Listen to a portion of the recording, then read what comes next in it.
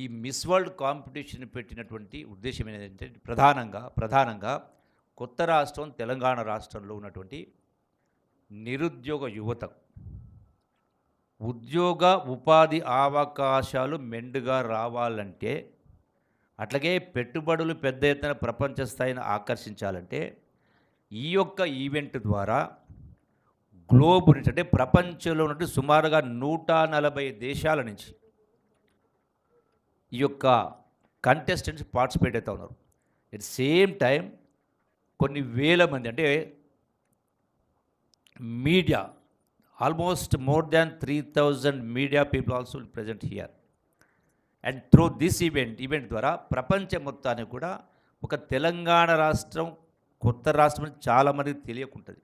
తెలంగాణ రాష్ట్రం ఉంది, హైదరాబాద్ ఉంది అనే కింద.